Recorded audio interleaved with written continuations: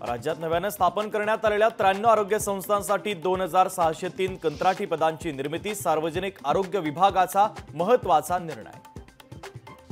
चष्म्याचा number घालवण्याचा दावा करणाऱ्या आय ड्रॉपच्या विक्रीचा परवाना 2च दिवसांमध्ये निलंबित। मुंबईतील औषध निर्मिती करणाऱ्या कंपनीने चष्म्यापासून कायमची मुक्ती देणारा औषध विकसित केला होता दावा।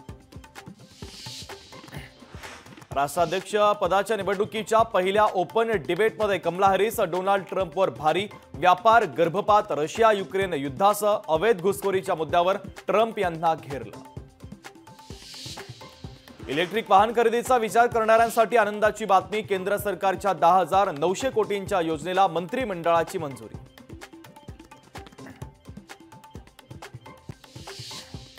हरियाणा विधानसभा निवडणुकीसाठी काँग्रेसकडून 31 उमेदवार जाहीर, कुस्तीपटू विनेश फोगाटला झुलाना मतदारसंघातून उमेदवारी।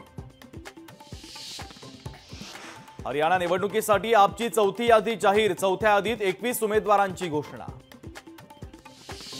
शरद पवार यांच्या विरोधात उद्या राज्यभरात आंदोलन, भाजप आध्यात्मिक आघाडीच्या तुषार भोसलेंची घोषणा। आंदोलनामध्ये विविध हिंदुत्ववादी संघटना होणार सहभागी।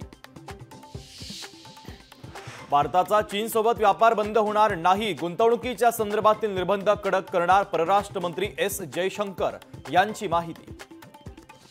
राष्ट्रीय समाज पक्ष 288 जागांवर लढणार, राष्ट्रीय अध्यक्ष महादेव जानकरांची माहिती। मुक्तीसंग्राम दिनाच्या दिवसापासून मराठा आंदोलक मनोज जरांगे पाटलांचं पुन्हा उपोषण, 16 तारखेपासून मनोज जरांगे पाटलांचं उपोषण।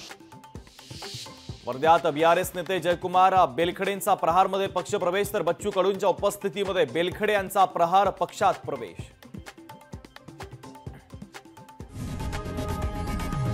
लोकशाही मराठी ऐका, पहा, जागरूक रहा।